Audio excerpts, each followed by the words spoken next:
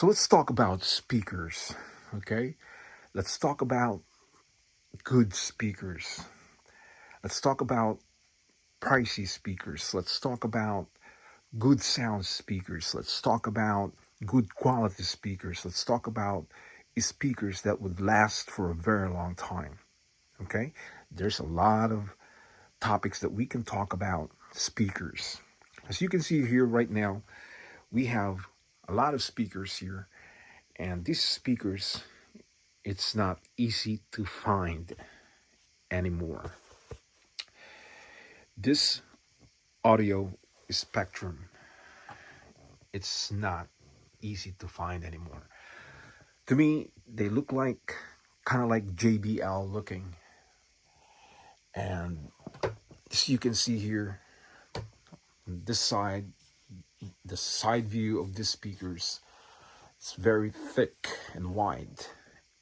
And these speakers, they are not light. They are heavy. It has a lot of weight. You can hurt your back if you're not strong enough.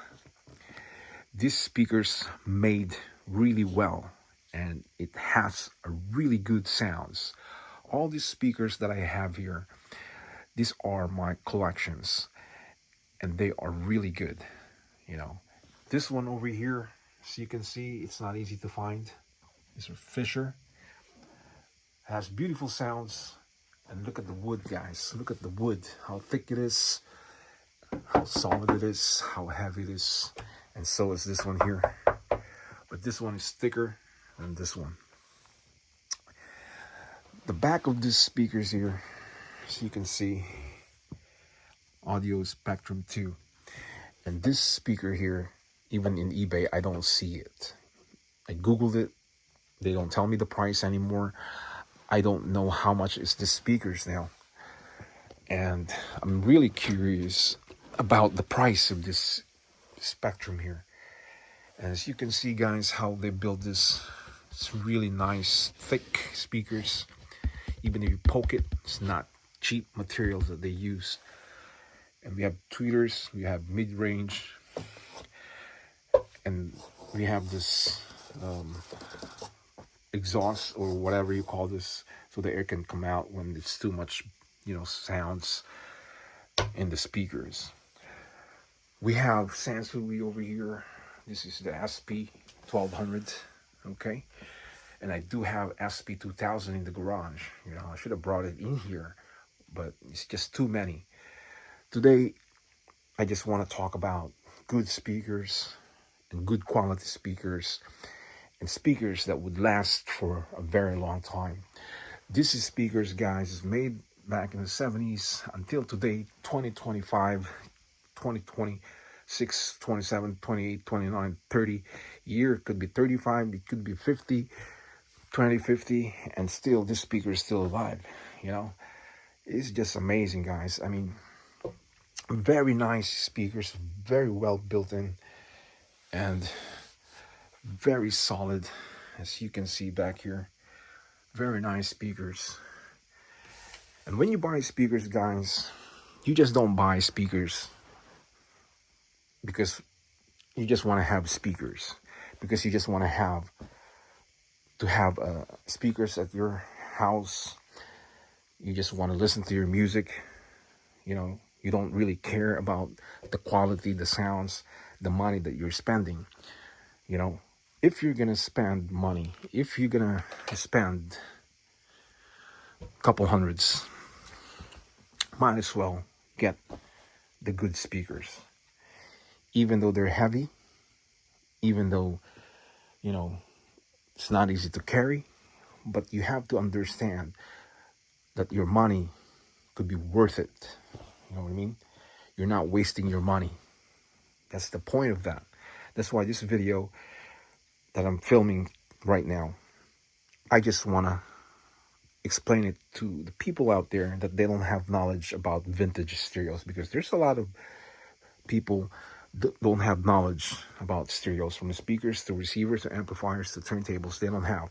All they want to do is to have one and listen to their records, and they don't care, what's going on with those vintage stereos. You know what I mean? To other people, that's really complicated. They don't want to talk about it. They don't want to deal with it. It's too much for them. They don't understand. They don't know capacitors. They don't know relays. They don't know transformers. They don't know all those wires and all those audios, plugs in the back. They don't understand how many ohms. There's so many things that you can talk about vintage stereos. Me as a collector, guys, many years that I experienced all this, you know, I know what to get. I know what I want and what I pay for my money for the stereos. I will know exactly if it's good or not, you know, by looking, by feeling it, by staring at it, reading the, you know, how many ohms, how many watts in the back, you know what I mean? So speakers, guys, it's one of the reasons why you have to have good speakers. It's one of the reasons why you have to buy good speakers, because when you want to have a good quality sounds, you have to buy, you know, good quality stereo system in your place.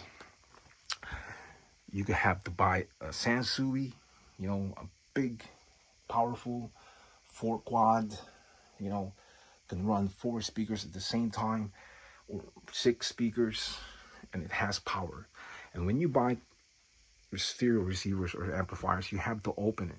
You have to see how big is the capacitors, how big is the transformers, and if it's heavy, when you lift the receiver or amplifier, it has to be heavy, and that is a good sign of a good stereo receiver or amplifier.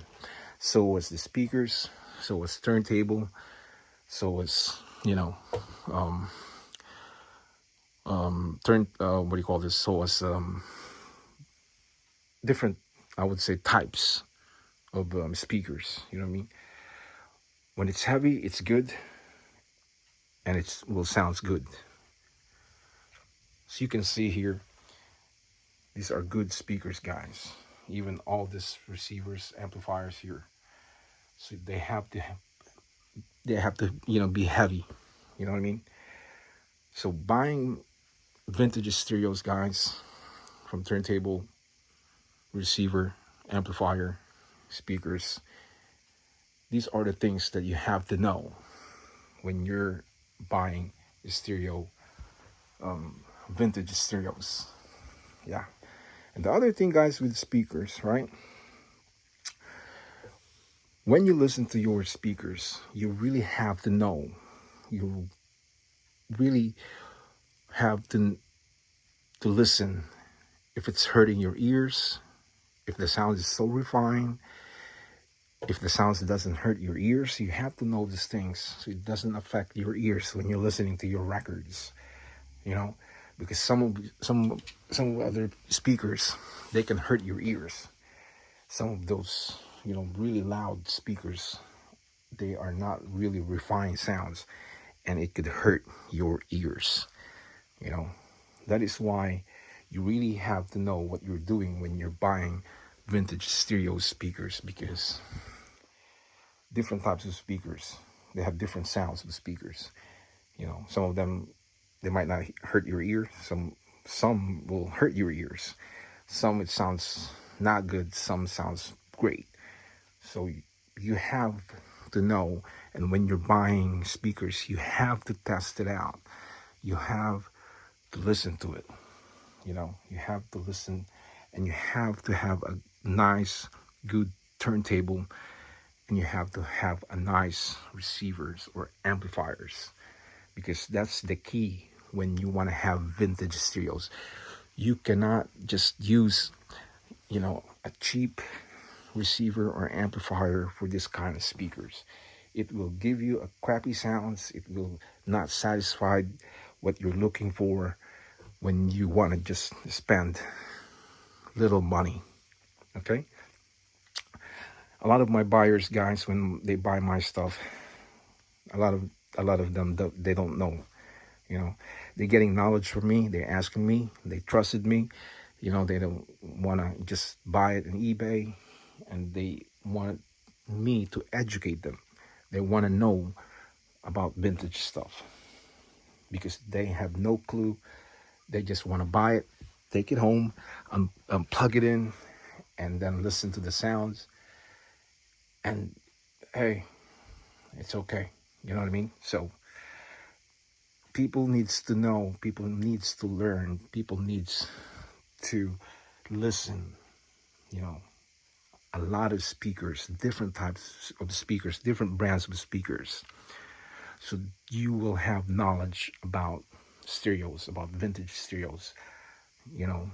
And when you have that knowledge, now you want to pick the one that you really want. And this is another thing, guys. When people don't have knowledge, you know what I mean, they will buy the cheap ones. Then later on, about 6 months, a year, they don't like it anymore, you know, because they're not satisfied anymore. So now they're going to spend, you know, another $200 or more. And then, you know, they spend more money rather than buy a good one. And, you know, you spend more money, but you're not going to buy anymore. That is another key when you're buying the stereos, guys. You want to go for the good stereos one time. You spend, you know, maybe $500 or $1,000, and you're gonna have a good quality sounds, you know, stereos. Instead of you're buying $80, $120, another, you know, another 100 for speakers, and then 6 months you want to change it, and you spend more money, and hey, it's not gonna stop.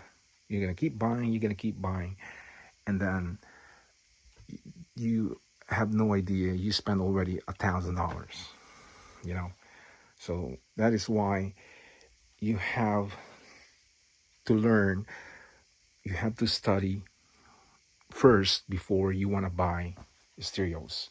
You have to go in a computer, you have to look it up, Google it, go watch YouTube.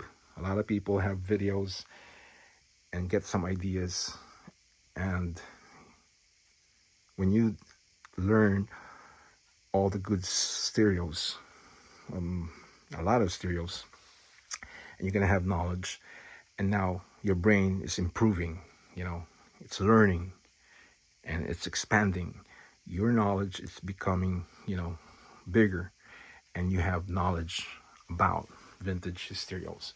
And that is why, you know, that's the reason, that is the reason why when you buy stereos, you're gonna get the good stereos. Simple as that, guys. You know what I mean? So these speakers, guys, they were built in from the 70s. And look, it's in my collections because they are good speakers. So you can see Sansuis, and I do have Marantz in the garage, and I can't fit them all here. I have AR over there. Yeah. So guys, like I said, for the beginners out there, study, learn, get knowledge. You have internet at home, go Google it, watch YouTube, and you will learn. So guys, today it's all about speakers, and I just want to share you guys my collections here, and I want to share it with you guys about, you know, my knowledge about speakers. So guys, that's it for today, and thanks for watching, and enjoy your vintage stereo system. Okay, so guys, I will talk to you guys later. Click the subscribers, and I thank you for doing that, and I will see you again next time. For now, I'll say ciao ciao.